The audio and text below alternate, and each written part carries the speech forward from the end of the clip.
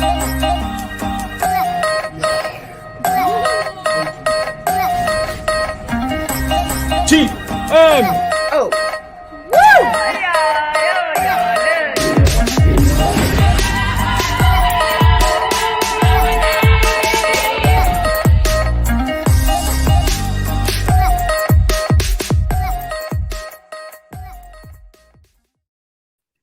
Hello, everybody, and welcome back to another episode of TNO.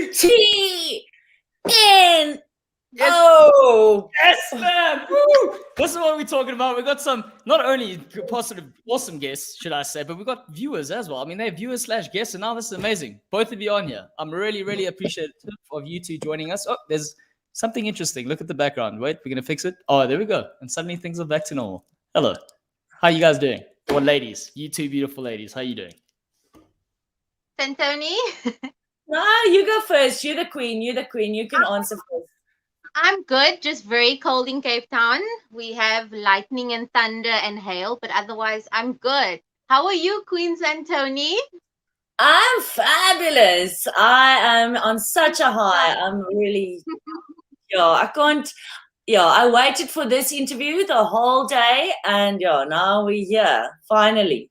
Yes, we are here, and let's kick off with the icebreaker. We've got a really, really important icebreaker. Actually, this is the first time ever I've run it with another guest, and Marian says I need to go for this one. So here it is. You got two options. Option A being you jump on stage completely naked, starkest, and you got to sing in front of a full audience of people. That's option A. Or option B, you go on a date with the love of your life's parents, but you've just shat your pants. Those are the two options. Which one do you choose? Just repeat the second one quickly. I didn't hear the whole thing. You broke up. So the second one is you go on a date with the love of your life's parents, but you've shat in your pants. Fuck. Okay, I didn't the last part of going with the love of your life's parents. Shit. What was the last part? Right. Shit is right, even though she can't hear it. Yes. So go ahead, Marian. You can say the last bit there. Okay, so the question is, would you stand on stage stark naked in front of an audience and sing? Or number two, go on a date with the love of your life's parents and you accidentally take a shit in your pants? Okay, do you want to go first or do you want me to go first? You go. Too polite, yeah. You're too polite. Okay, I'm not hearing as much, but I'm going to go first then. Yep. So no, I hate singing. I'm a terrible singer, and I will never I can't sing. Never mind the being naked part. I would rather just shit my pants with the love of my life's parents. They're not here anymore, but they are awesome people, and we're awesome people. So I don't even think they would have mind. Huh. That's nice. That was my answer too. Great mind. Twinsies. This is exactly why you're on as a guest. I'm just loving it already. You guys already answered the same question. Also, I love how Santoni being naked wasn't an issue. It was the fact that you can't sing. So, I mean, I feel like that's typical Santoni queenness coming through here. Also, we've got a few people live with us this evening. Thank you for everyone who's jumped on. You clearly, I mean, if this is an indication of you being a favorite of the season so far, then I don't know what is. But we might as well start. We might as well just get into this. Outcasts in Focus. This is where we speak about you and your journey. Marian, you will ask whatever questions on your mind. Don't wait for me to cue you in. And Santoni, the first thing I want to ask you, the tie-dye shirt. Why? Out of all the things you have tie-dye, you have a lot of shirts that you sell, but yet you chose to come on the island with a possible comparison to Rupert. What is the factor behind that in terms of making that decision? You know what? The tie-dye was more for me about the rainbow. I mean, you can see what I'm wearing tonight. It's about the rainbow and representing. And I mean, I've got a lot of stuff in my shop, but obviously it's got copyrighted stuff on there. But I've always been this person. I did also stress about it looking like I'm a Rupert wannabe, but I knew I wasn't. So like fuck it. Yeah, like your T-shirt behind you says. Yeah, it was really because I'm a rainbow child. So, I mean, if no one can ever then wear tie-dye, then sorry, Rupert. Yeah. I think like you was much better, and also Rupert could never. Like you could never. You are queen. are now Queen Santoni. You are tie-dye queen. You are just like queen of everything. Oh, you're too Well, kind, Marian. this is exactly what I love, though. They've already forgotten about Rupert. They're saying move aside. There's only one survivor castaway now wearing tie-dye shirts. And if we're looking at this honestly, I think it's not just within the South African franchise. I think throughout all survivors, if you've watched last night's episode and you are following the season, you know that the tie-dye now officially does belong to you, Santoni. Which I think the next thing I want to ask you is the Kwaito Cook sister thing. I know this is more on a personal level. But again, the inspiration behind the song, can you jam a little bit to the Kwaito music while, also being a cook sister? I'm confused. Can you come up with the name here? Yeah, I love me some Kwaito. And I wanted the name for the company to be representative. I didn't want it to exclude anyone and combine two things that I really like. I mean, Cook Sisters, actually, when I was small, I told everyone I was allergic to Cook Sisters. When the doctor is like, what are you allergic to? I'm like, no, Cook Sisters. So I don't know, it just kind of happened. But I love the name, and it's actually kind of represents me as, I don't know. Oh, that's great. That's awesome. Santoni, more survivor-based question. One question that's been bugging me, and I asked Pinty this when she came on. You seem to have like a moment, but I know we're going far back now. We're not focusing on last night's episode, but going far back, there was a moment you guys shared by the water while I thought, this was positive for an alliance that could take place. So you got someone, who's also shared a lot of bravado in terms of how she carried herself, and it seemed like you got along. Why did nothing ever kick off from there? Well, I think because I was sent to Immunity Island, it was difficult. But also, Pinty is an awesome person. She's so funny. That didn't really translate.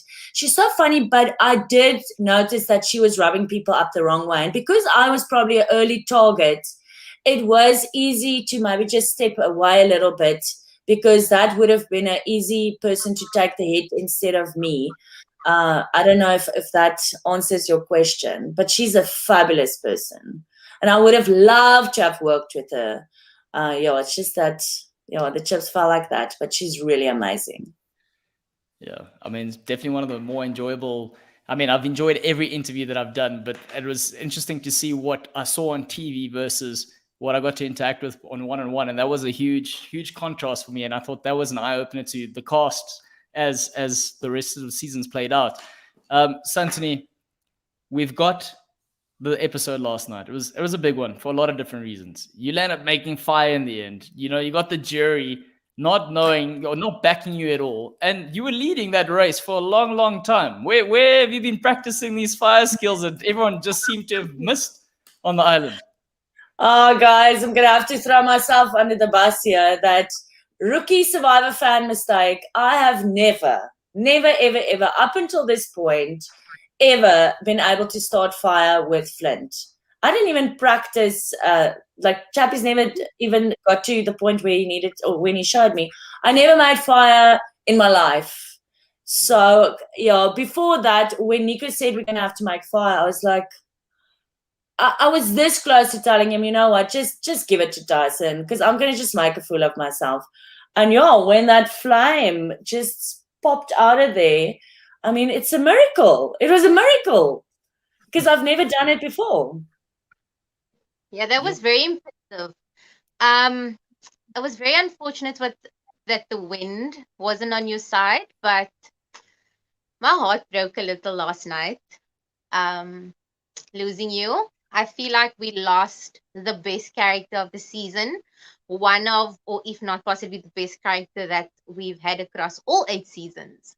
Wow.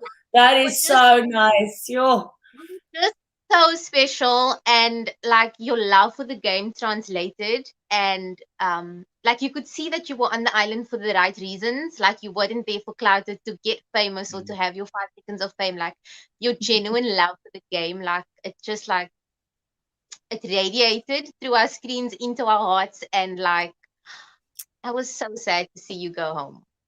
You're gonna make me cry, man. That was I'm so glad this is being recorded. On my bad days, I'm gonna play this. That's so beautiful.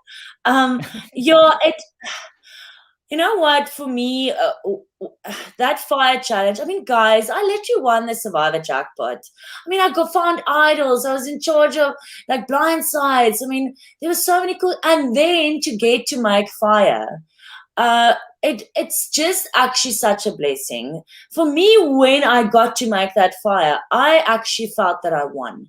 Because I never thought I was going to do that, and I mean, technically, that fire was a second chance. So, is everyone laughing at the comment? You were talking about the wind.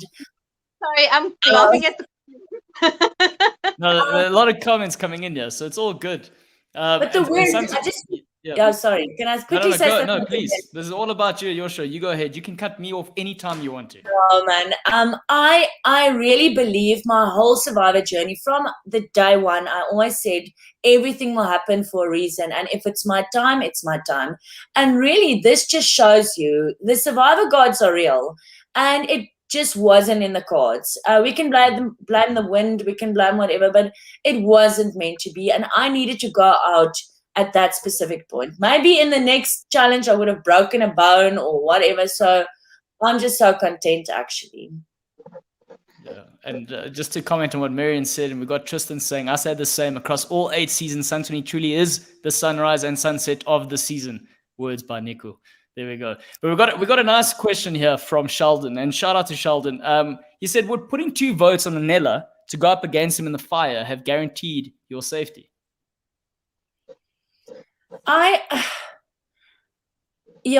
We should have probably done that, but I really, really thought Anela was in on the plan, the 2-2-2. It was, for me, really a no-brainer, to use Nicole's words. I never even thought of that because I really thought he was on our side. If I went up against Anela, I'm sure I would have beat him in fire. That one, I would have beat him. To be honest, I don't know if you would have, because the wind wasn't on your side with the Tyson thing. And for some reason, everything seems to be working in Anela's favor. So talk about Survivor gods. I don't know what he's doing differently to the rest of everyone else, but somehow he keeps escaping. How he walks away with his torch not snuffed is beyond me. Miriam, I don't know if you want to elaborate on this. It's baffling. And I've asked this question so many times, like, what motivated Anela to enter Survivor? Because you can clearly see that he's not really a super fan, or like he really doesn't have like a great read on the game, because there's been so many times that he had the power and opportunity to literally like take control of the game or throw it in his alliance's favor, and he just went the wrong way. And it's like, I don't know. Well, Santoni, maybe you can give us perspective. We didn't spend, how many days was it? 30 odd days with this gentleman in question. Maybe you can paint the picture a little bit brighter for us, as we know how colorful your art skills are. You know what? Like, I don't know. I mean, I never knew he stole those Future Life bars. So he's got maybe a split personality, because the person you kind of sing on screen and the person that I got to know is really 2 different people, because he really looked like he was playing hard. He knew what he was doing. I don't know. It's just hard, because I don't get off of the stuff that he did. But again, you're tired, you're sleep deprived. I'm going to do this normal answer, because I actually don't have any words I don't know. I can't wait maybe for him to eventually be on here, because I would love to know the answer, actually, because I'm just as clueless about him as Marian. I do think she raised a good point. Why did he even enter? That is a question I think I would ask, because I don't know. I would like to know. So, and it's just so funny that he says in one of his confessionals that he's so great at this game. And I'm just like, Nancy, brother, no, you aren't. Yeah, it's so weird. It's so weird. Like, I mean, I know that, like, for example, like Tyson's also not a super fan. He hasn't watched any or much Survivor prior coming on the show. But like, we all know why he entered. But just like, I don't know. I'm gonna definitely tune in when Anela is interviewed, because I would literally like to know. To find out. Yeah. Very, very interesting sort of angles, whatever, from a side that he's trying to think of or whatever he thought of at the time. But Santoni, your journey, I mean, huge protagonist in the season. I think to a certain extent, no different to Jacques in his season as to how the story unfolded for him. And I think to a certain point, obviously, you've one-upped him here in terms of your placement in the season. And you've managed to, like you said, you were involved in everything. Prior to that, you got good advice from your sister. Was there anything else that you had on the mind before entering the game that helped you play the game that you played? You know what? I knew going into the game, don't have a plan. It's pointless. Being a I'm not a super fan, being massive fan, if you go in with all these strategies, it's going to go out the window anyway. So I went in without a plan. The only plan was to kill them with kindness and try and make friends with everyone so that, I have options. So that was the plan going in. Just on the Jacques thing, Jacques actually has worked out in terms of days on the island. I think he was there for 32 or 34. So if you ask him, we kind of we ended even. But I'm semantics. Don't let him hit you with the semantics.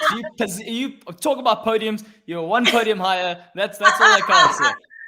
I must say, I constantly thought of Jacques in this season. Jacques was constantly with me because I really liked him as a player. I was very disappointed when he was voted off, but also the way people treated him on his season really got to me.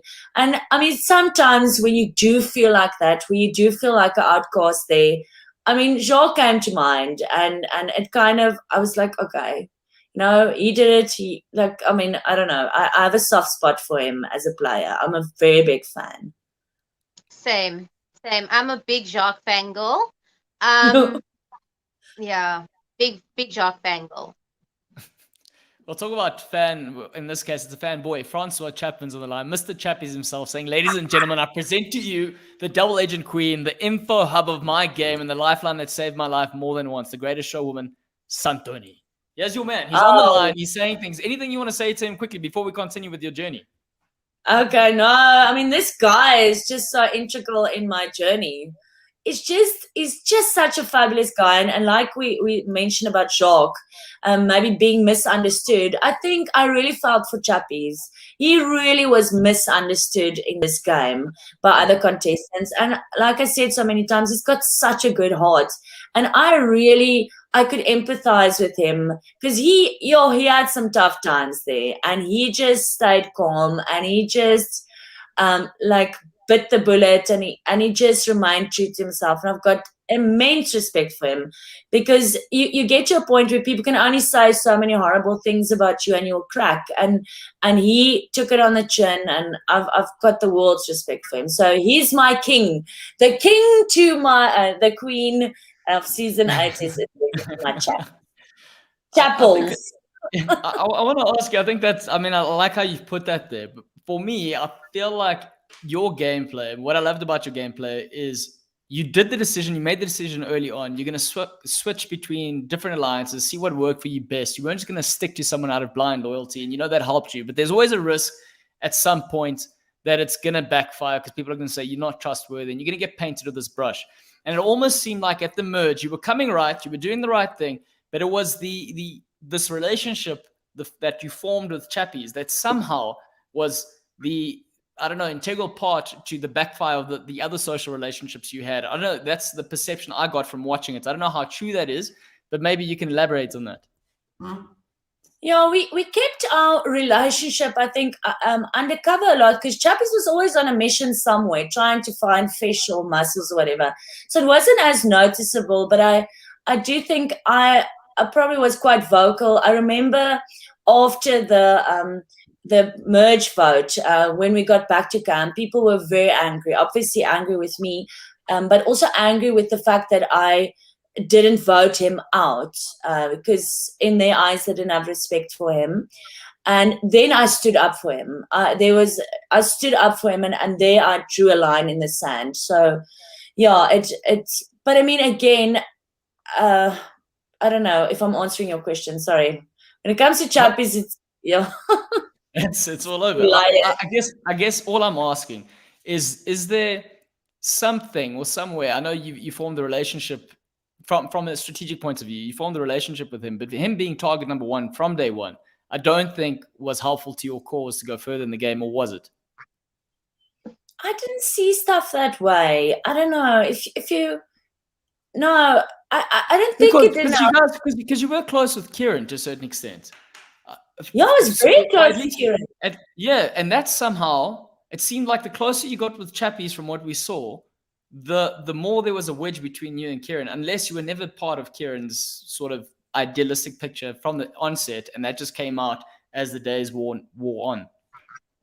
Yeah, I don't think I was ever anyone's person. That's like I was really friends with everyone, and that's what made the so-called flip-flopping so easy, because I really had genuine connections with everyone, and that's why they trusted me, and why I managed to hurt them so badly, because there's real feelings involved.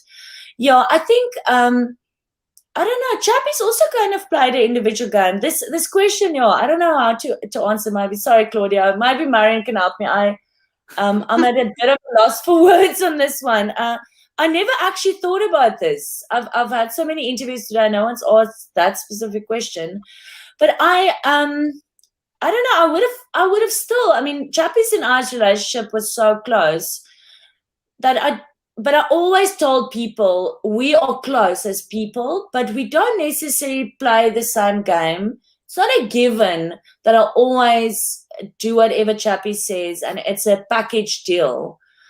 So you're maybe closer to the end, people noticed that it was probably a package deal. I don't know if that answers your question. No, I think that's a good effort, good job. And I also think that the package deal was revealed on like a couple of tribal councils from what we could see. Marian, is there anything else or anything you want to really find out that you just have no idea? Something that's scratching your head and you were like, we've got Santoni here, let's find out. Before I just need to say that like Chappie's done a much better job than I would ever be able to do if like people were nasty to me and putting me down. Like I would have probably just properly murdered someone and be sent off the island. So at the start of the season, I wasn't really a Chappie's fan. And I was not very vocal about it, but I did put it out there. But after rewatching the previous 2 episodes, I actually sent out a tweet and I was like, I'm a Chappie's fan, and rightfully so, because he deserves it. And I think just the way that he carried himself and handled himself, especially with like the name calling and like Tyson being so, there's no other word but disgusting towards Chappies. Like he really carried himself so well, and I need to commend him for that, because if it was me and I was getting all that hate, it would have been a different story. So yeah, so well done to Chappies for that. He did carry himself well. And we got a nice question, Incognito asking, who's the better duo, Chappies and Santoni or Marian and Shane? I feel like there's a big question on the show this evening. Maybe the 4 of us will just have to come together on All Stars and make an awesome foursome. Beware anyone thinking of joining the All Stars cast. We'll take them out, Six Love. That'll be so much fun, man. I'd love that. For all the viewers who do come on live, if you're paying special attention, well, what I'm getting from all of this is there's a potential All-Star season on the horizon. We've already got a pre-game alliance getting thrown out here. We've gotten previously Jean and Anesu, sorry, who've also been speaking pre-game. So, I mean, we're in for something. If you want pre-game strategy, it's all live on TNO. Santoni, what is the best moment for you on this island? The best moment that no one can ever take away from you? Okay, so the moment on the island, I've said it a bunch of times in the interviews today, was I'm not like a spice person, so I'm not used to winning. I'm kind of always the loser when it comes to like team sports for that matter. So our first in the Vuna tribe, our first tribal immunity when Anesu did that puzzle, I mean, it's the first taste I ever had of like victory. in capacity. So that was for me really one of the things I will never forget. Obviously, my sister this week, and there's a bunch of highlights. I must say, when you're there the first day and you see old Nico and hears his voice, I mean, that will always also be on a highlight list. I'm fangirling a little bit, but yeah. How good has he gotten every season? He just gets better and better, or is it just me? Yeah? Not only does he become a better presenter, he also just like ages so well.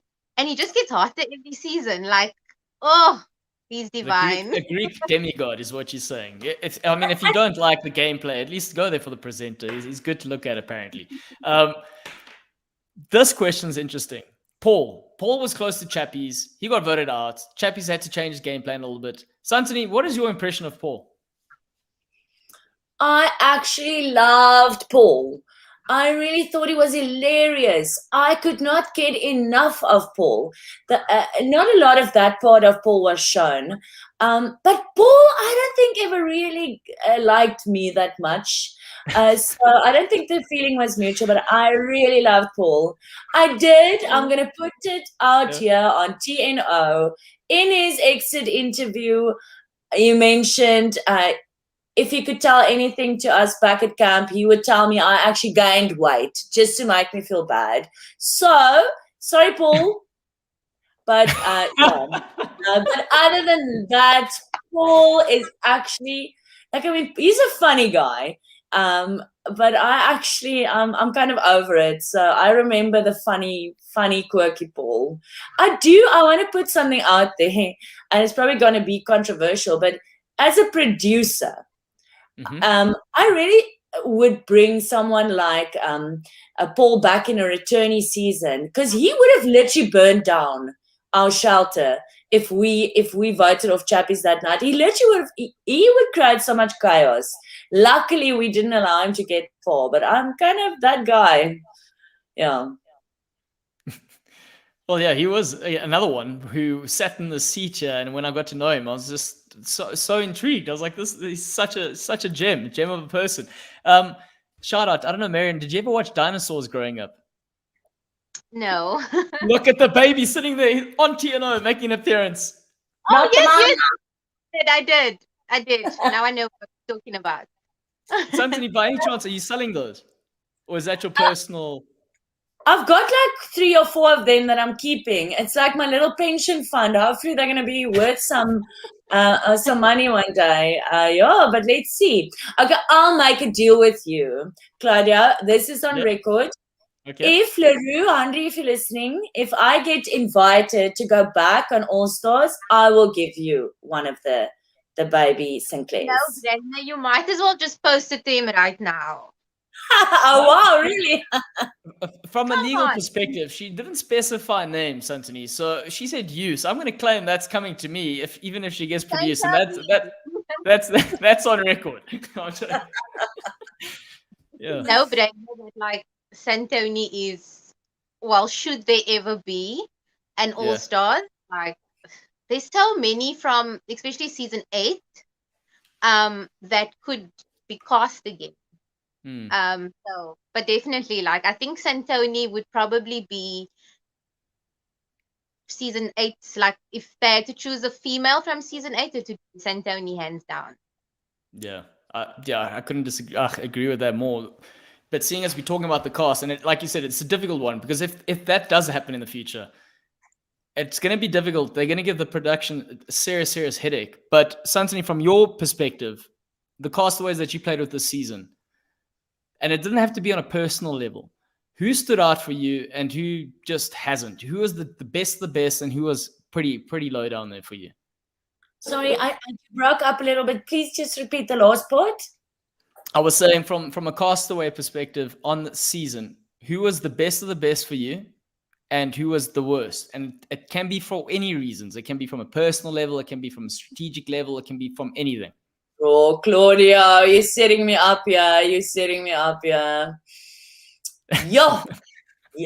Okay, I'll go there.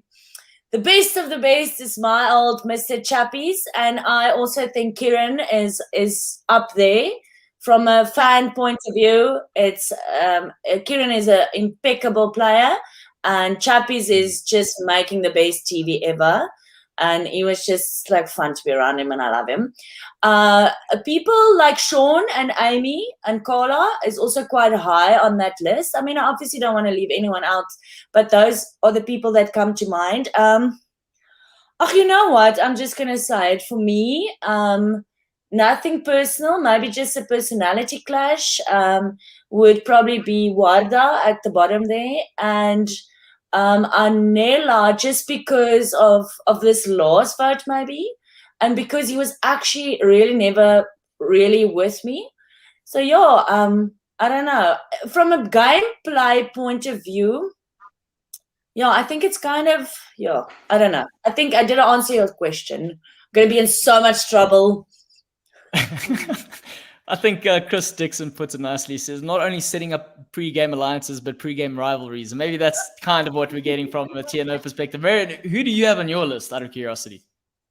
Best of best and worst of worst? Same question? Yep. Yes, exactly the same. I think best of best, hands down, Kieran. He's like the boy is playing in like 2052. I think Kieran is incredible. Like he's just the way that he reads the game, like how patient he is. You can clearly see without a doubt, like if you are a real Survivor fan, that he's definitely the brains behind his duo with Tyson. I can kind of see that like a lot of the information or things that are being done is coming from Kieran. So I have to say Kieran. Who else did I really like? I really liked Rainier. Obviously Santoni, but now I'm just going to be biased. He's definitely for me, especially in the last 2-3 episodes. Worst of the worst, maybe Anela, just because, like, again, why did you sign up for Survivor and what was last night about? And then I think that's going to be a big question for me, Marian. I'm going to write that down. Marian asked the question, why did you sign up for Survivor? And we're going to lead with that one, I think, when he comes onto the show. Marian, but keep going. And then I think worst of worst, maybe just because of an edit, and I know the way that you are portrayed on the show is not necessarily who you are in real life, and I'm like the poster child for that slogan. But I think maybe Pinty, she just came off like very aggressive, and yeah. Okay, fair enough. We got someone from Brazil coming in, saying Santoni, amazing player, amazing TV, love you. I don't know, do you speak any Portuguese, Santoni? Oh no, you're gonna have to teach me. Okay, so you're gonna just say muito obrigado. Just go with that one. Leave it that one. Obrigado. Oh, I mean, you kind of did make it sound Japanese a little bit, but I liked it. I'm gonna count down to 3. I'm gonna count down from 3, and as soon as I get down to 1, we're gonna do a little samba dance for everyone. You ready? Just to celebrate the fact that we got someone from Brazil watching this. You ready? Okay. 3, 2, 1.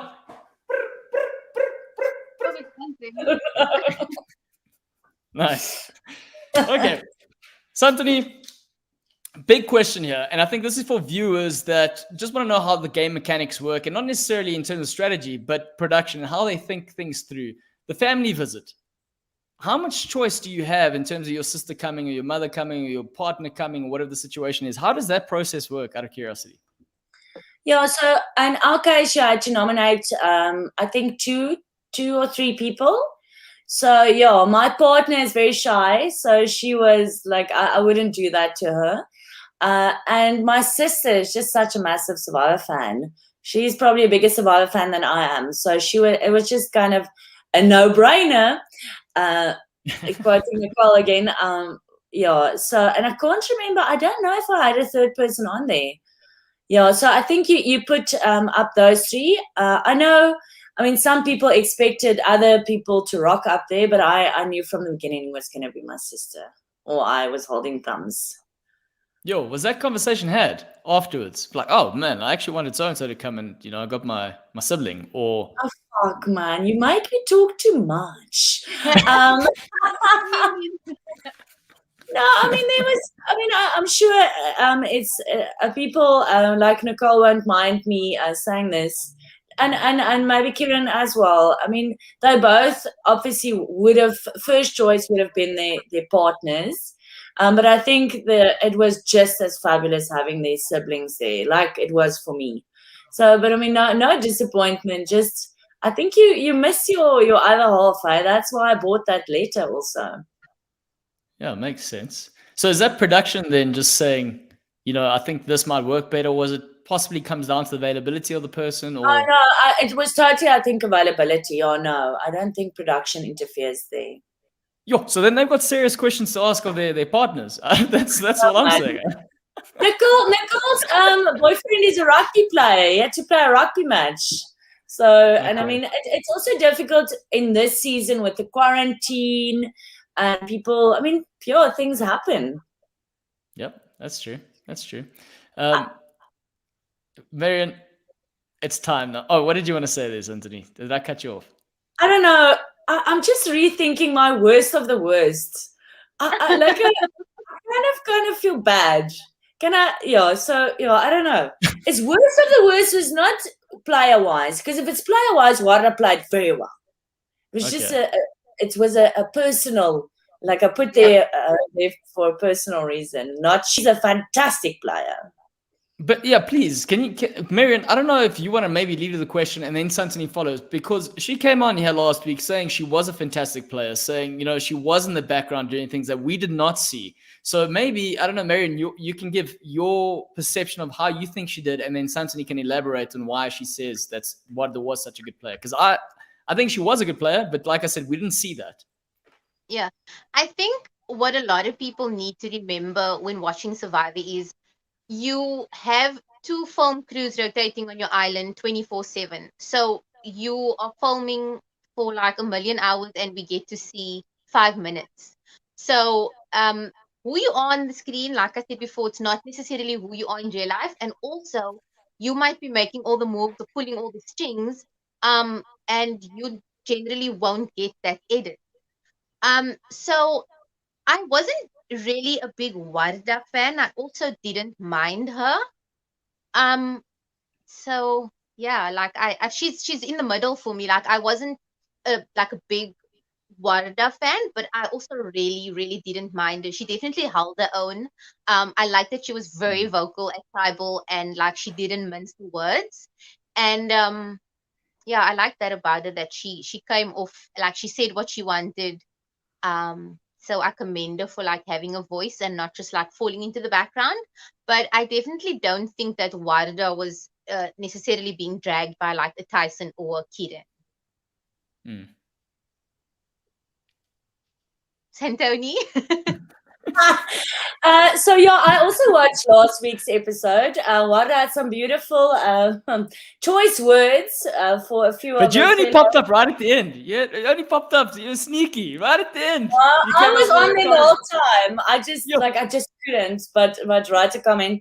No, she had some choice words. I'm not actually gonna go there because I do think really Warda was a really strong player.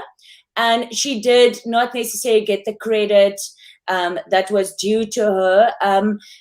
She was actually more pulling Tyson, to be totally honest. He's going to hate that I say this, but maybe he'll admit it. But she was the Tyson whisperer. She was Tyson and Kieran, both, not Tyson and Kieran, Warda and Kieran, both helped Tyson a lot by being a buffer for him, and they did a lot of the strategy personally from my point of view in the game. And that's why when Chappie suggested that we vote for Tyson, Warda kind of made it out as if it was a bit of an emotional vote. But for me, it was really a vote where I thought Warda was a stronger competitor compared to Tyson. And that's why I made that call, because I really believed that she was. And Tyson would be nothing kind of without Warda and without Kieran. So you're cutting off one of his legs. That is interesting. That is because I mean, from a gameplay, the game mechanic play, finding idols, doing wallet challenges, it seems like he's on top of the game. So you saying, I mean, also from a personal one-on-one side, what you can see is if he doesn't want to play with you, he shuts it off immediately. And from your self-awareness, you completely read the situation when something was up in terms of your name possibly getting thrown out there for last night's episode, as an example. So is that like the core weakness to Tyson's game, the social part? Oh, definitely. And I think Tyson will actually admit that. Yeah, I mean, you see in this week's episode, when I tell my sister when Tyson saw his friend, that's the first time I saw Tyson smile. You see that in the subtitles. So, yeah, I don't know. It was sometimes, I don't want to badmouth anyone, but it was sometimes like a grumpy old man when he wasn't in the mood. But I really have a soft spot for Tyson. We cuddled together a bunch of nights because he snored, and with that deep voice, I always said he doesn't snore, he purrs. And Tyson loved washing his hands, so he always made me like put water on his hands so he could wash his hands. So got a soft spot for him, but I don't think the social game was his strongest attribute in his game, and that's just from my point of view. I can only talk for myself. Marian, you I don't know what we call that facial expression, but the bottom lip went. What are you thinking? What are you thinking there? This happened on my season. Like it's my facial expressions that need deliverance, not my tongue. I think so with Tyson, it's very like up in the air. Like I know that he refers to himself as the idol king. I don't necessarily see that, because the only reason he found an idol is because Santoni passed the message through Paul, who passed it to Tyson. So that title of the Idol King doesn't really resonate with me, because like he wasn't physically looking for idols or clues before then, or maybe he was and it just wasn't shown on the edit. And also, like, being an ex-Survivor castaway, like I can see that a lot of what is happening is Kieran pulling the strings, or like Santoni said, Warda pulling Tyson or whispering sweet nothings in Tyson's ear and kind of leading him in a direction. And I think Tyson not being a super fan or even a fan of the game played in his favor. Because I think when you're a massive fan of the show, or even a super fan, it can be to your detriment. So I think when you whisper sweet nothings in Tyson's ear, he doesn't generally know what could happen based on previous seasons or scenarios. So that makes him fearless. And one nice thing I can say about Tyson is that he's fearless, and I like that about him. And I think it comes from him not being such a fan of the game. But I'm not a Tyson fan. I'm sorry. I don't know. That's okay. You don't have to stand someone if you don't feel it. Yeah, I'm not a Tyson fan. I don't have anything bad to say about him. And I think like I just pre-season, like his interview and his reasons for entering Survivor, just like it made me cringe. And ever since then I'm just not a Tyson fan. That's and, okay. and That's fine. he has millions of fans, and nothing personal though. Yeah. Interesting comment that you're saying not being a fan helped him in the game. And I don't think he's the only one. If we look in the top 6, I don't think Anele was the exactly quote unquote super fan sort of vibe. I don't think Nicole is either. So you got Tyson. So at least 3 of the remaining 5 aren't. And it's, to a certain extent, maybe the paranoia does get the best of someone who does love the show dearly. And if you just go in there with an attitude, I don't give a shit, it might help you better. I don't know what you think, Santoni. Yeah, I do think if you're a massive fan, it really can count against you, like we saw with Dina and with Jason. I really think it's something, because you want it so badly, you don't want to mess it up, that you put all this pressure on yourself that it kind of sinks you before you even started. So how did you balance it? But how did you balance it then? I don't know. I'm a bit of an airy-fairy kind of a thinker. So I mean, I'm not as big in the Survivor community like Jason and Dino that really felt like they had a lot to prove, because Dino also entered a bunch of times. It did go through my mind, but I had to consciously switch it off, because I've watched too many Survivor seasons where I see that happen to super fans or big fans, and I really was conscious of not overthinking it too much. And I think it would have been different if I got on when I entered the first time. I think I've grown as a person and as a fan of the gun so much. So I really had to be conscious of it. That's awesome. But Shout it out did to help. yeah.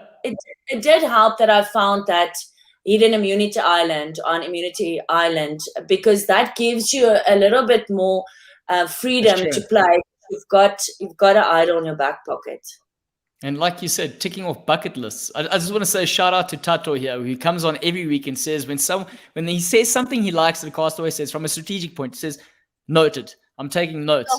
So I think Tato, there you're learning some things here from Santoni as well. Don't come in too hard. Don't get too overthinking things. Santoni, you mentioned the snoring part of Tyson's game. Forget about everything else. In this episode, Kieran says, he tells his sister, this is where I snuggle the shit out of Nicole. I think that those are his words. In terms of the sleeping routine and pattern, was there a set like sort of pre-conversation that said, okay, I'm going to sleep here. This is my spot now. I'm going to cuddle next to this person or this person or this person. And you just naturally, does this not like reflect through the game if this does happen in terms of your alliances? No, it's very weird. People loved cuddling with me. I remember after the second tribe swap when I was with Tyson again, he's like, oh, I forgot how warm you are. Or I think it was Anela. I obviously radiate a lot of body heat. So it's funny how people slept compared to their alliances. But your spot was your spot, especially like mine. I'm like Sheldon from Big Bang Theory. Do not get out of my spot. It was a fight. I always offered to sleep at the end so that I take more wind in or whatever. I always volunteered that. But someone like Anesu, she was a jumper, because after the merge, we had the sleeping bag, a blanket, and a mosquito net, and then nothing. So it moved every night, the blanket and the sleeping bag, and Anesu literally moved with the blanket. So she was a mover, but the rest of us pretty much stayed in place. But it was a tight fit. I don't know, Marian, in case you had any doubts that Santoni is really the sunrise, I mean, she just brings the heat in the cuddling sort of situation in the evening. So I think that just, cements that fact. We've got a question here with regards to the pronunciation of your name. Can you please correct us here? Is it Santoni? I don't know. How do we actually say your name properly? You know what? Just go listen to how Nico says it. He says it better than I can say it, but I'll try. Santoni. Hey, but there we go. I like it when people variate my name. I don't know. You guys must go back to the footage.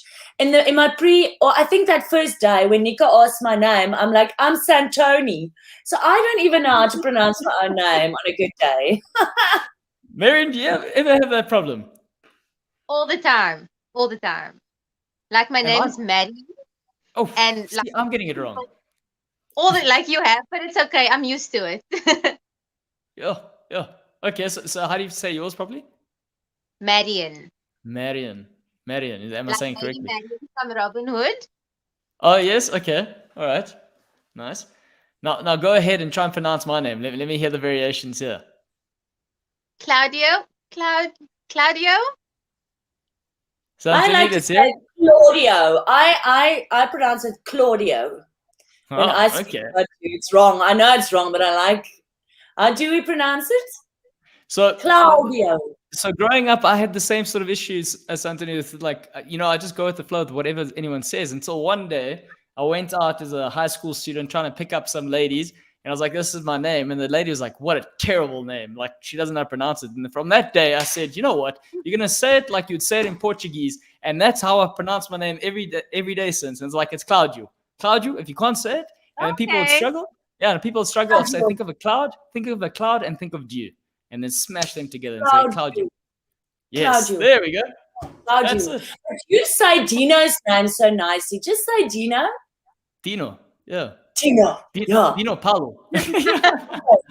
I love it when you say Dino. Thank you. I'm going to tell him that again. I'm going to say, hey, Dino, and then Marian can also say Dino. Okay. comments. I know we're getting a lot of comments. With regards to watching the show back and we observing everything, and you see what people have actually said that you had no idea that they've said these things about you. First and foremost, I want to say you're carrying yourself very well, Santoni. If I saw people say certain things about me, I'd be like, hey, kind of somewhat affects the relationship I think I had with this person. And Marian, the same thing from your side as to how much does it affect that relationship, or doesn't it? Has enough time passed? You can go first, Marian. Marian. You see, for myself, like I'm the type of person, I don't really take things personally. Like we'll fight now, and literally like 5 minutes later, we'll be friends again. So also, like I do understand that like being on the island literally can make you like psychotic and emotional, and it can put you all over the place, and you tend to say things that you don't mean. So yeah, I mean, I don't really remember anyone really saying anything bad about me on my season, but pre-season when the show was airing, like that hit hard. Like there was a lot of like I was just so misunderstood. Like I'm still the biggest villain in South African history, and like I just don't get that. Like I don't understand it. I think for me personally, the worst thing I did was like roll my eyes. So I really don't get why I'm a villain. And I promise you, like, I'm probably nicer than 90% of these people that have played the game. And it's just, I really wish that, like, Survivor can be filmed in a 24/7 format so that, like, you can see your favorites. Yeah. Some of them ain't shit. Sorry. But, yeah, I think, number one, if you're going to play Survivor, you need to have a thick skin, and you need to know that you need to be so confident in who you are that other people's opinion about you don't rock you. And I think Santoni, like, she really handled that well, especially while the show's airing.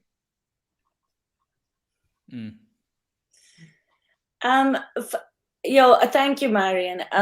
For me, I honestly, I'm kind of used to it. One day you guys will see my audition video. I know people either love me or they hate me. There's really no in between, because I am just butterizing you.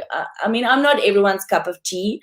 So I don't get bugged by those things. I must admit, I did, the times when I did get hurt was the times when Kieran said something bad about me, because I never saw that coming. He never led on his real feelings at all. And that, again, is what makes him such a good player.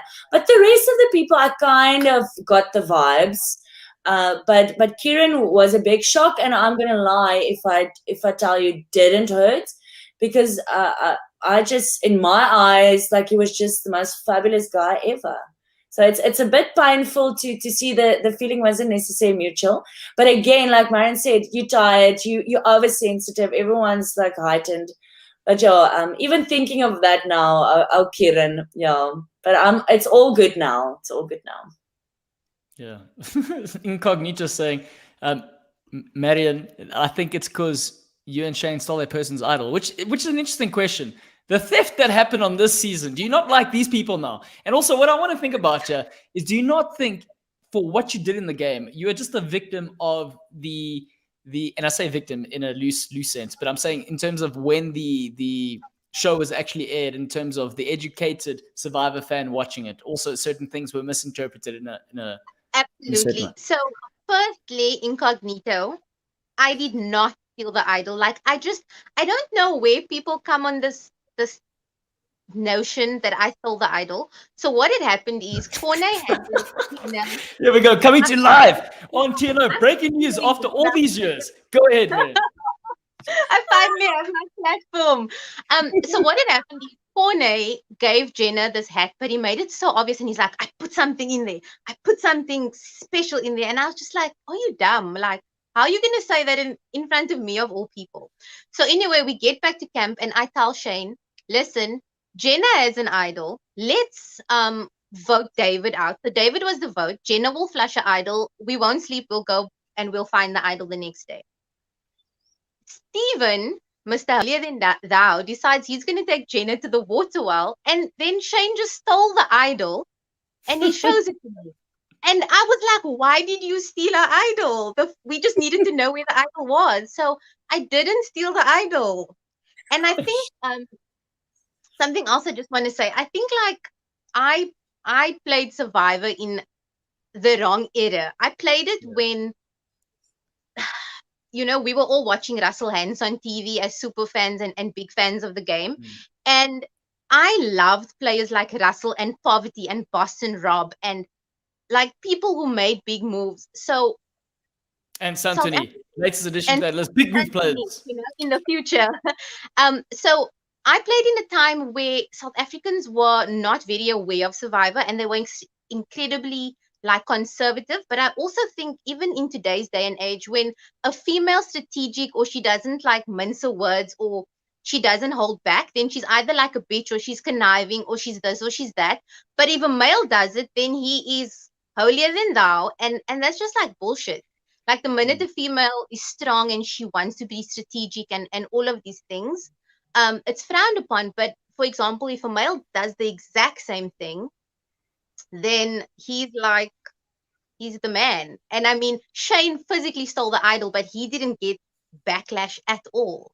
So no, incognito, I didn't steal the idol, but yeah. That felt like getting it off my chest. Thank you for amazing. After all these news, after all these years, sorry, the breaking news, it finally came out there. Now, I want to chat on the Chappies.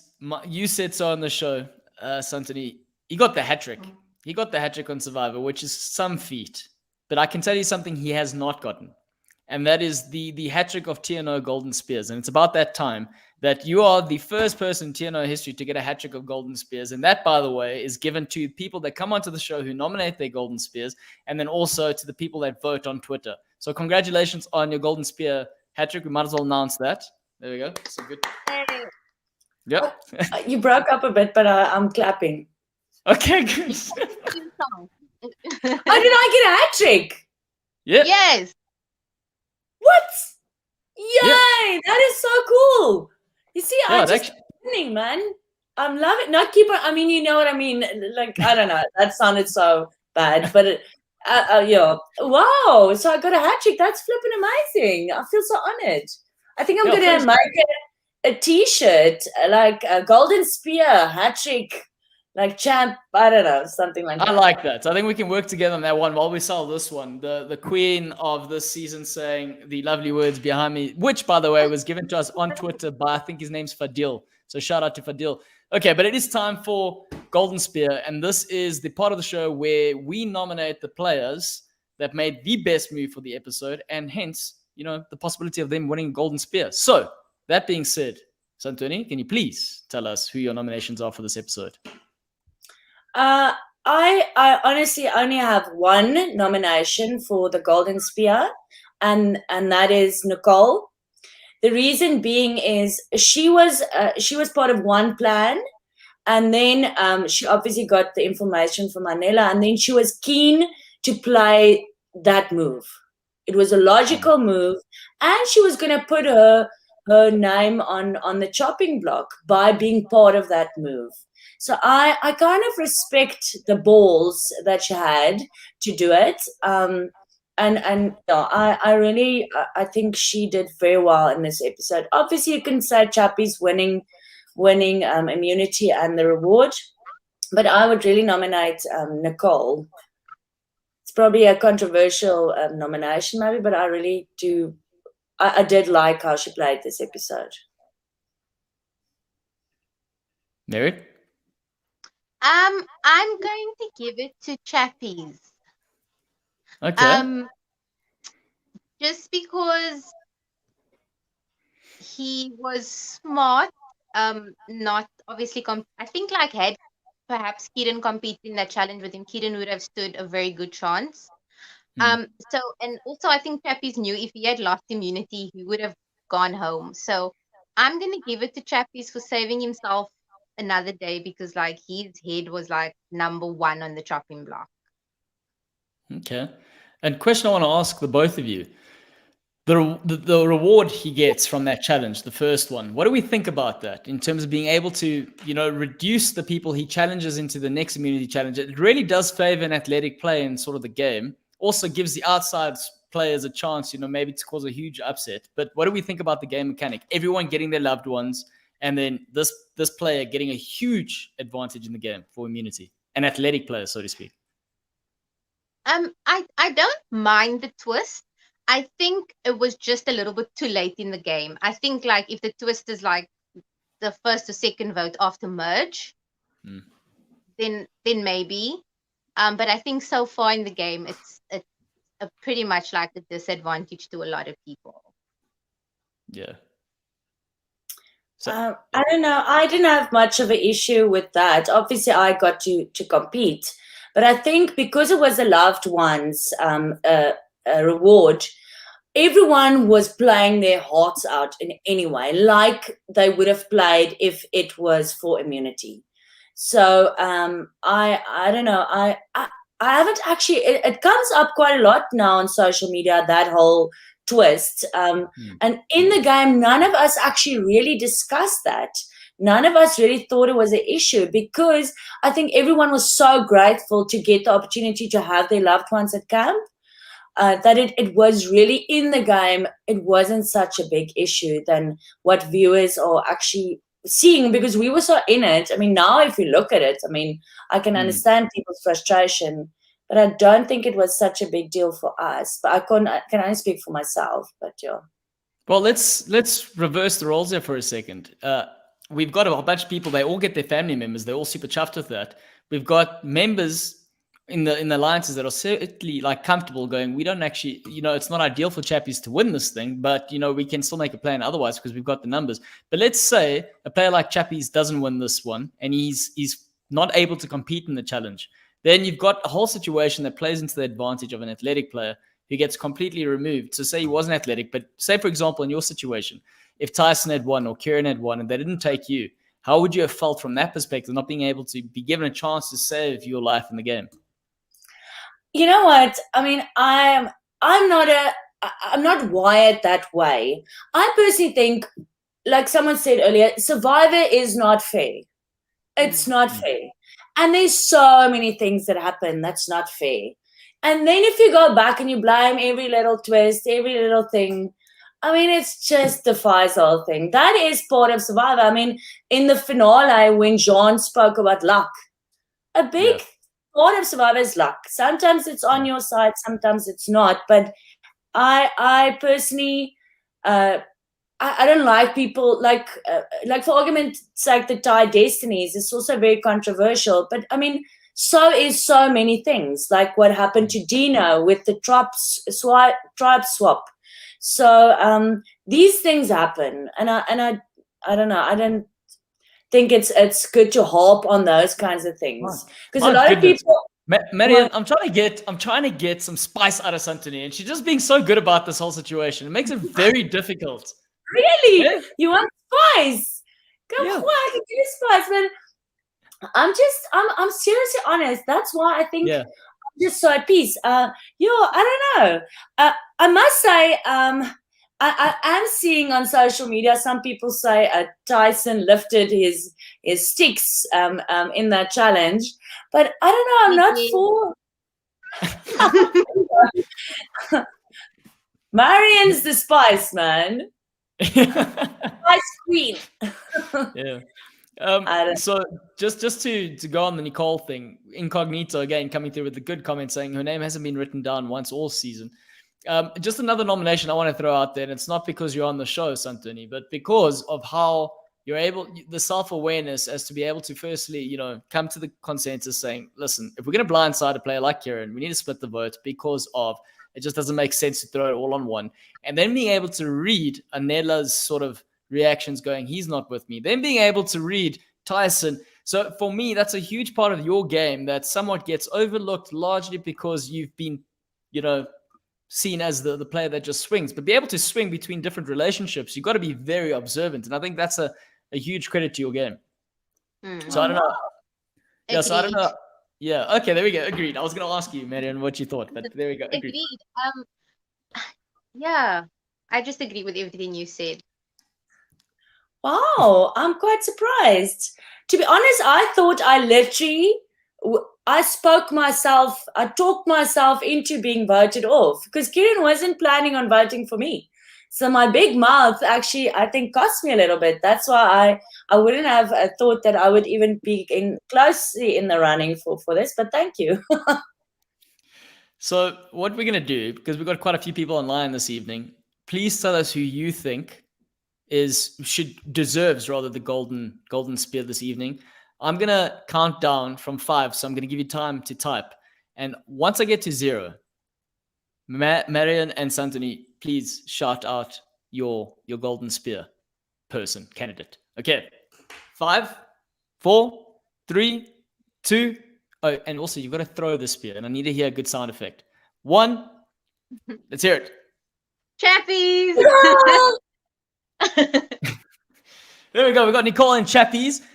It's a bit undecided there. We're going to see what people say on the comments, and obviously we're going to post it on Twitter, and from that we'll get our actual official golden spear. Right, moving along to the wooden spoon. This is for the player or person who made the worst move of the episode. I feel like there's an obvious candidate, so we might as well let Santoni open up the floor. Open it up. Let's hear it. Who deserves this? I know who you're going to say is the obvious player, and that is Anela. But also, I personally think a person that showed a bit of a crack in his perfect game was Kieran. Because in that tribal, Kieran got very overwhelmed with his emotions. And I think his emotions actually made him change his vote from Nicole to me. And I think from a strategic point, he had a good point of rather getting rid of Nicole because she's a physical threat and rather to keep me. And I think that wasn't a very good move. And that's why, for me, it's between Anela and Kieran. And I think with Anela, we are expecting this from Anela, where I was never expecting Kieran to actually make such a big mistake because he's played such a perfect game in my eyes. Marian? Anela. For so many reasons. He had the potential to possibly pull off the biggest move of the season, blindsiding Kieran, and that would have been huge on his resume, and it would also just have put him in a Survivor South African Wall of Fame. And then Anela, again, for not being able to comprehend what Santoni was explaining and thinking that it was complicated the way she was explaining splitting the votes, like it wasn't rocket science. And the fact that he couldn't comprehend such a simple thing that literally overwhelmed him and made him run to Kieran because it was too complicated. It's just like, no, man. It was. See, but how much of it was it because it was complicated versus how much it being they're not actually doing what I'm telling them to do, and I'm getting frustrated because I'm really trying to make the big move and no one wants to listen. And you know what it felt like? It felt like that kid who goes to a playground who has the ball and says, "Everyone, let's play. It's my ball, my rules." And then everyone starts changing the rules, and that kid goes, "No, whoa. This is my ball. I'm taking it away, and therefore no game." That's what it felt like. That's classic way of explaining it. It's perfect. Yeah. But I just want to say, my obvious pick wasn't Anela. This might come to might be a shock, but it was Peter. It was Nicole's brother. Yeah. I mean, we can look outside the game because it's technically part of the game, influence the game. I mean, what did you tell your loved one when she came on, your sister? Did you say, you're still playing the game? Was she very aware of the fact that, the alliance is happening here? I need to toe the line with what and who I say things to. I only got part of that question, but I don't know. I've got a different opinion about this whole idol thing. At least he knew where it was, which was a benefit to him. It's like that pizza report. I don't know. That's actually a good nomination, Peter. That's actually a very good nomination, because he could have just jumped up there like Renier did with Marisha's idol and just snatched it away from Kiran. Maybe he's a good choice, but I don't think anyone can actually, now that Marian has also said what she thought, no one can really get to our Anela, like royally screwed things over there, and his stubbornness and the ego involved in that decision. Kind of, I mean, that's like, you need to put his face on a wooden spoon for that. Absolutely. Put his face on a t-shirt and the caption like, Anela, why did you enter Survivor? Wow. If you would buy that shirt, please tell us, and Santoni will probably put that together. Just ask. Oh, I don't know. Possibly, maybe. Yeah. Maybe we could have it for the finale. Everyone could wear it. I was thinking the same. Yeah. That is a good one. Thinking about the whole Peter thing. I mean, if I were him, if I were the loved one, I probably would have been like, Karen, is that the idol? I said, yep. I would have, okay, cool. Got it, and said, thanks, and then run off and given it to Nicole. And said, sharp. Can you imagine seeing that play out? Okay. This move from Anela's game, a really poor one. How much do we think this is going to harm his game moving forward? I can see Anela making it to the final 3, but not getting any votes. So I think at this point, Anela could potentially be a final 3 candidate, but like the Rao. Can we just say this whole the round thing? The way his name gets thrown out, if you're an international, I love like he is the nicest person in real life. He is so sweet.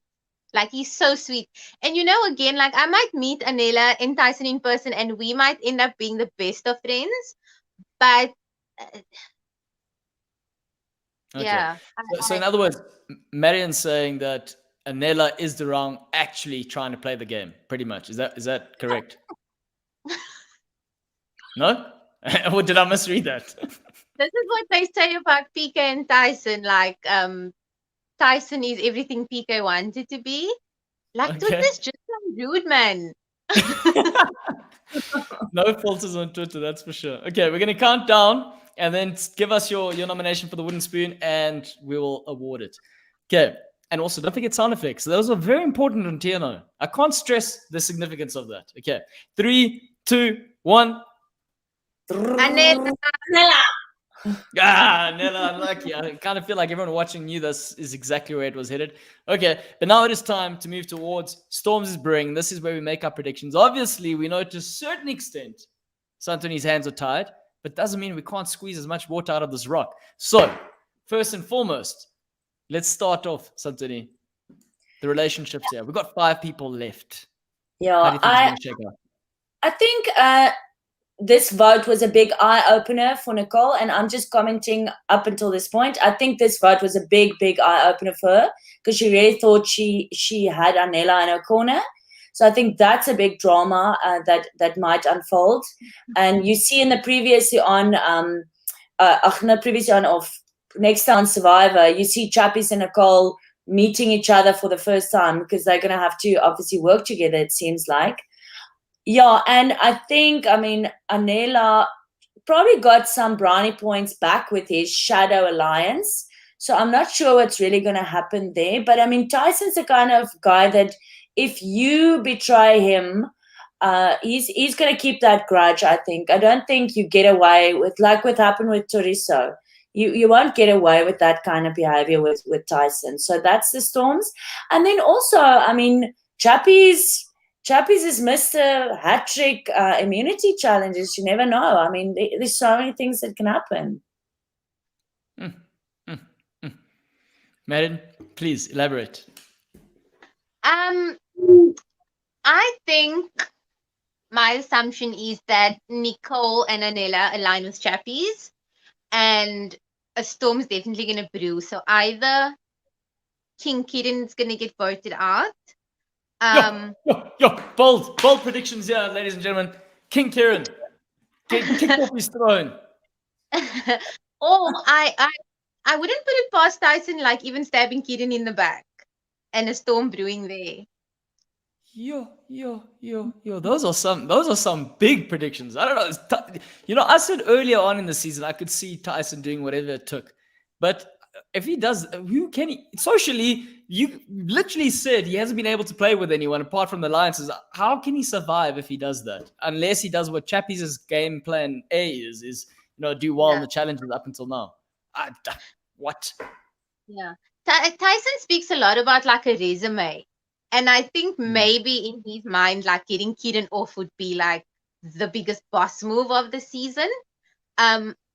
So I don't know. It's going to be interesting, but I definitely I feel as though like Nicole and Chappies are going to end up being BFFs until they all get to Ponderosa and Chappies and Santoni are back together, of course. But and I feel that Anela has so much loyalty to Nicole that he would just do whatever Nicole says at this point, also to like redeem himself. Okay. I think that's fair. I think that's a fair assessment. I don't know if there's anything I wanted to. I think from your points, I know we spoke about Kieran losing his cool. I think that was fascinating throughout the season because he's been so cool, so calm, so calculated, and now we've seen raw emotion come through to the surface. And how much more of that will he be able to contain, and how much of that will erupt? And I think that's the part that I'm really excited about. But we're getting to that stage now. Final thoughts, Santoni. We've got you coming back to Ponderosa. We haven't touched on this, so we might as well see what your final thoughts are. Yeah, what was the reception you got when you walked in there? Oh, it was icy. It was icy. It was really. It was like walking into hell. It was really. There was a lot of anger there, and I mean, I don't blame them at all. Totally valid. But yeah, it was really. It wasn't a fun place when I just got there. But yeah, I had to work hard in Ponderosa to mend those relationships again. A few people ignored me for a few days. But yeah, I mean, it's part of life. You have to go and I mean, that's part of this whole thing. You're going to have to deal with those people eventually. So yeah, it wasn't fun. So you worked harder in Ponderosa than you did on the island, imagine. Ach, shame. Yeah. Good point, maybe. But luckily there was alcohol and cigarettes at Ponderosa that you didn't have on the island. So that helped a little bit. Broke down the wall, made breaking down the wall a lot easier. Marian, final thoughts from your side? I don't know. You see, especially with this season, like you think you know what's gonna happen because you are so like you're able to read like and edit based on like previous shows. But this time around, like I'm very confused. I think I have a clear idea of who wins. But again, like I don't know. I feel like we are gonna get a lot more drama, definitely coming. And yeah, it's hard to say, but I definitely feel like we're gonna get a lot of drama, firstly, and like there's definitely a shitstorm brewing that I'm gonna call shitstorm brewing. I think that's gonna be the name of the next episode. Wow. You can just see it as well. That's great. Shitstorm brewing. That's gonna be in the yeah. Tato asking Santoni, was your welcoming, or should I say, I don't know, cold shouldering at Ponderosa worse than Steffi's? I don't know if you ever got to see that. Oh no, actually, I didn't. I must go and watch that. Is that going to make me feel better? That was brutal. Absolutely brutal. So I don't know if I've seen you. I haven't seen yours yet. So I'm curious to see how they compare. Shame. No, I'm going to watch it. I haven't watched Santoni's yet. It's very funny for me because like back in my season at Ponderosa, I mean, even when David was voted out, I like ran up to David and hugged and kissed him. like it was just everyone was like, it felt like we were like at a 60s festival. Everything was just like peace, love, and sunshine. And I know that like from season 6 onwards, apparently like Ponderosa became a very like hostile, bitter, bitchy place. But it's so weird when I watch the videos and I hear like Santoni speaking about her experience, because we didn't experience that in season 5. But then again, like we prehistoric, we like 2013, so we're basically like Survivor grandparents already. Chris Dixon asking you both a question. When you were voted off, what is the first thing you ate and drank? Well, we got like a sweet little basket in our room. So the first thing I ate was Oreos. Oh. Did you have milk with it? Twisted and liquid? I can't remember. We just ate so much. Like all we did was eat, and I think that's why we didn't have time to be like bitchy or nasty, because literally like we ate all the time. We weren't allowed alcohol though. Only Final Tribal Council, they gave us alcohol. So I know like now you like the guys get smokes and alcohol, but we weren't allowed any of that. Actually, Shane managed to get some smokes illegally, but Me too. I bribed some people. But I was the only, like, I don't know, the party or not party animal, but everyone else in Ponderosa was constantly like doing the exercises and yoga, and were like eating their tuna salads. I'm like, is it time to have a beer yet? Because that's just that's my my first drink was a glass of red wine. And I mean, we had a nice meal, you'll see on my video. But the first thing that I decided to get myself to eat was a pizza. I really am a pizza girl. And hamburgers. I never used to like hamburgers or eat them as often. But in Survivor, we were dreaming. You see on this episode me hugging Kieran about the fact that we're going to get a hamburger. So now I'm like obsessed. It's if I can't get enough hamburgers, because those are my dreams. Just to wrap up, we've got interesting questions about the jury, a possible bitter jury. I want to first ask the question as to, from a scale of 1 to 10, how bitter do you think, Marian, how bitter do you think the jury are going to be? And then Santoni, from your side, what was your criteria in terms of when you did have to vote or cast your vote for the winner? I don't really pick up much bitter vibes from the jury, except maybe from like I can foresee one person being a bitter juror. It's not like our favorite jury duo Medal and Jeffrey from last season. But yeah, I can maybe see Warda coming with like a bit of shade or like spice or sass. But for the most part, like Marisha and Sean and Amy and Renier, they all seem quite chilled, and Anesu. So I think we'll maybe like have 1 or 2 participants that might be a little seared, but otherwise the rest seems quite chilled to me.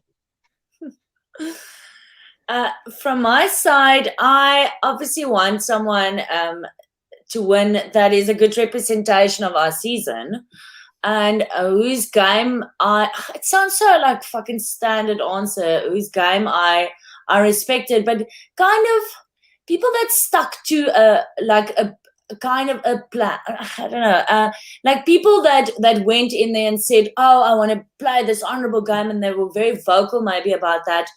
Someone that managed to keep that kind of way of playing intact throughout the game is quite impressive, because that's something that's very hard to do.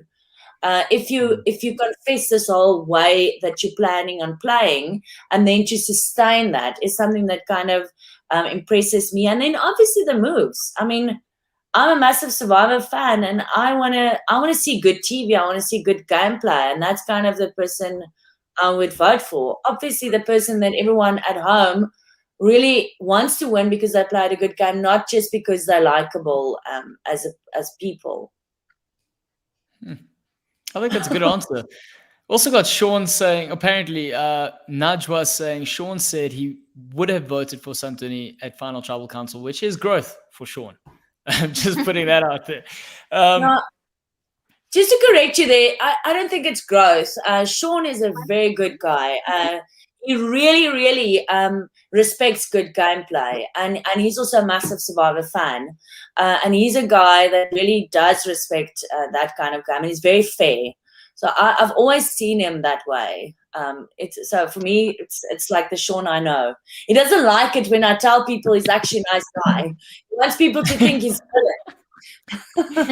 I'm not sure if you watched the episode he was on for TNO, but he's also got killer dance moves, in case anyone's wondering. So I don't know how much dancing he did at Ponderosa.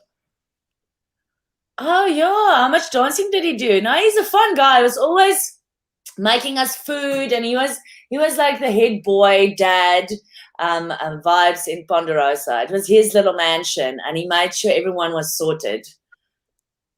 Nice. That's why he also came out saying he wants to be a father now, which is pretty interesting. I don't know what kind of seeds everyone planted, but now all of a sudden he's a real caretaker. Final one, Jeffrey from last season. Is this also would you two bring him into your alliance for an all-star season? Would you bring Jeffrey in? I've never met Jeffrey personally. Marian, I don't know. Yeah, I've met him. Look, Jeff's a great guy. Yeah, I think I definitely play with Jeffrey. You know, Jeffrey's someone that's like, he's upfront and he's straight with you. He's not gonna like pretend to your face. And I think like same for me. Like, you'll know automatically with me if I like you or if I'm not trusting you, because my facial expressions will completely give it away. So I think, yeah, I would play with Jeffrey. There's there's quite a few people that like, as even though like I'm a past castaway, as like a super fan is just like, oh my God, I'd love to play with so and so and so, you know? So I'm the same. Jeffrey, I really have never actually spoken to him. We exchanged like one or two voice notes. I don't want to say something and kind of not mean it. So I can honestly not make a call on that. I do not have enough information to answer that question. Sorry for not giving the spice, but I can't make someone that I would love to actually play with is someone like Jean from season 6. I think she's got good insights, eh? No, just as a fan, from watching her Instagram lives, I mean, she just nails her perception of this game, and especially this season is so spot on. I do enjoy her because she's also like a fan to the core. Like Marian said, I love fans of the game, and I mean, the list is very long. Yeah. Yep. And there we go. Santoni wearing her heart, or heart being as colorful as the jersey. You know that saying, wear your heart on the sleeve? That I think your heart, if we had to color it, it would be the same colors. There we go. Ladies, thank you so much for a fantastic evening. I really enjoyed it. I don't know how you enjoyed it. Did you enjoy it? Did you have fun? Was it all you hoped it to be, Santoni? Oh, and so much more. Come on. Thank you. You know what? In a time of Survivor where there's quarantine and there's COVID, it was quite a lonely experience watching Survivor without having the outside world here or doing viewing parties or whatever. And Claudio, you and all the podcasters really helped us castaways a lot. I think, me personally, to just keep in touch with what people are feeling and what people are thinking, and the time you spend to do these things. I'm so grateful for it, because this journey wouldn't have been the same without you. I know it sounds all like gatkruiperig, but it's the truth. No, I think you're only spitting out the truth, so I'll take that. And even if you're lying to me, I'll still take that. Marian, what do you think? Yeah, thanks for having me. I don't think that Anila Utais is gonna like me much after this, but yeah, It was great. It was fun. What a pleasure to speak to the Queen. Um, and I think Santoni definitely like deserves the title of Queen. And one thing about like especially Survivor South Africa, like the title of Queen gets thrown out too far and too loosely. Like everyone's a queen, but Santoni really Yes, likes Queen. queen. Yes, queen. Like everybody's a queen. You can be a queen, and you can be a queen. But I think Santoni really, really is a queen. She just she played a game that was true to herself. She was a phenomenal character. Like I said previously, the best across all 8 seasons.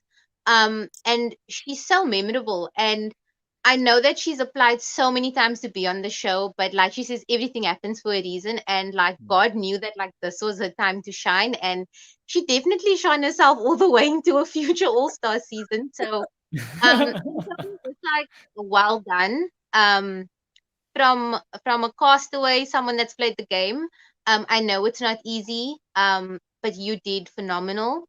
And then also from a fan, like I am such a fangirl. Like I want to go out and buy myself a tie-dye t-shirt.